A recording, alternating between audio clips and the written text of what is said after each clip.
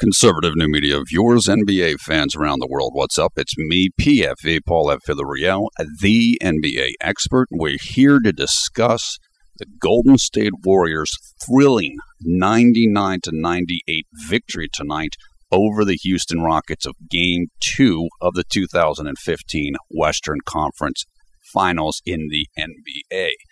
Let's get to the stats. This game was amazing, went right down to the wire, and we'll talk about that in just a second. For the Rockets, they were led by MVP runner-up James Harden, who had 38 points, 10 rebounds, and 9 assists. Dwight Howard, 19 points, 17 rebounds. Josh Smith, 10 points. Terrence Jones, 12 points off the bench. The Warriors were led by MVP Steph Curry, 33 points, 3 rebounds, 6 assists. Andrew Bogut, 14 points, 8 rebounds, 4 assists, 5 blocked shots, which is a playoff high for him in his career. Klay Thompson, 13 points. Draymond Green, 12 points, 8 rebounds, and 7 assists. Finally, Sean Livingston added 8 points and 4 rebounds off the bench. What happened in this game? This game came down to one play or two plays. Much like Game 1, this was a very close game, even though it went up and down. The Warriors led in this game by at least 17 points, and then they squandered that lead, and the game kind of went back and forth after that. It came down to a final play. Golden State went down. They were looking to score the ball. I believe the ball was turned over or the shot was missed. I think it was a turnover. And then James Harden came down with the ball in his hands. He came over half court, went towards the left side of the three-point arc, maybe about 30 degrees from the top of he's about 60 degrees from the corner. So kind of just at a right angle to the basket. He looked like he was going to pass the ball to a teammate coming down the right side of the court. Then he kept the ball. Steph Curry and Klay Thompson trapped James Harden, with 3 seconds left. James Harden lost control of the ball. It was a turnover, and the clock ran out. And the Golden State Warriors' victory was preserved. So that all of this game came down to that 15 seconds or so. It's just an incredibly thrilling game. What else happened in this game? What else happened in this game was Andre Iguodala posterized Dwight Howard early in the second quarter. Iggy was coming down the middle of the court on a filling. It wasn't a fast break. The Rockets turned the ball over as they were inbounding the ball. And there were two Warriors down there, and Iggy came running down the middle of the court kind of to get back to help out on offense.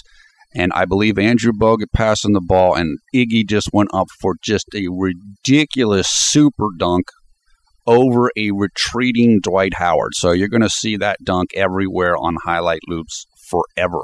Fantastic play by Iguodala and the Warriors there. The reason why this game was as close as it was, if you're a Warriors fan, was because the Warriors turned the ball over way, way too much. And Steph Curry said as much after the game. The Warriors had 17 turnovers, which were converted into 24 Houston points, whereas the Rockets had 11 turnovers for 14 points. So that is a plus 10 advantage for the Rockets. If it were not for that, then this is a double-digit victory. If the teams had equal number of points off turnovers, this is a double-digit easy victory for the Warriors. But they did not do that, and that's why this game was as close as it was. Still, given those turnovers, Golden State shot 53% for this game. They were 33% on the three-pointers, which was slightly better than what the Rockets were able to achieve. The two teams are even in rebounds, although Houston had 4 more offensive rebounds, which means 4 more possessions. And as I said, the primary thing if you're the Warriors going into Houston and you want to end this series early, you must maintain your level of play for the entire game. When the Warriors went up 17 or so early in the second quarter, I think it was, they just relaxed. And then Houston pounced on them. They just started picking up their defense. They started creating turnovers. The Warriors got a little too casual, and they let Houston right back into this game. So the Warriors must maintain focus, and they must commit to turning the ball over less. If you're a Rockets fan, look, you're down 2-0, but you played well in both games. The problem for the Rockets is they're not executing well enough at the ends of these games.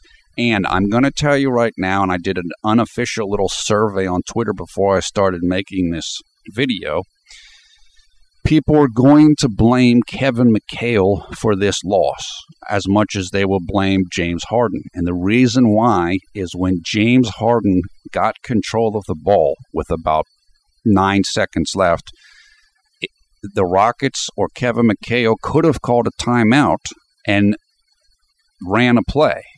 Now, there's an argument to be made, and Will made it on Twitter, that you don't want Golden State to have the opportunity to set up their defense. In other words, now you have a transition situation, and James Harden's great in transition, and that is a fair point. The problem is when you lose, everything gets scrutinized. And so James Harden's going to get criticized, Kevin McHale's going to get criticized, everybody's going to get criticized. Also of note in this game was Dwight Howard did play despite his injured left knee. He looked a little slow, looked a little out of it, but in the second half, I thought he looked better. So hopefully the knee won't be too much of a problem as the series continues on. Look, you have to be impressed with both teams, and you really have to be impressed with the poise that Golden State is showing in this series.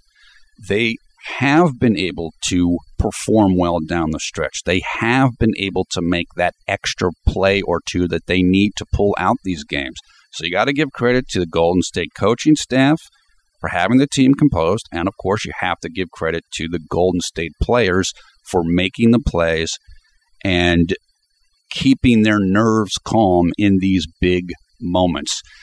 This is exactly what we all wanted to see. A close game with the two top MVP candidates battling it out mano a mano, one-on-one at the end of the game, and that's exactly what we got in this contest tonight. I love it. This was a great, great NBA playoff game.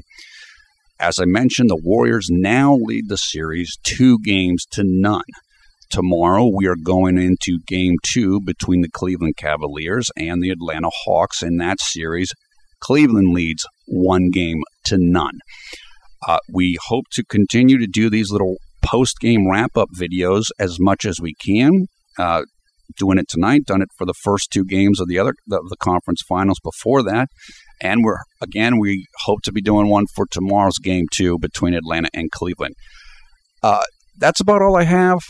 Eager to hear what you guys think in the comments below. Thanks a lot for watching Conservative New Media.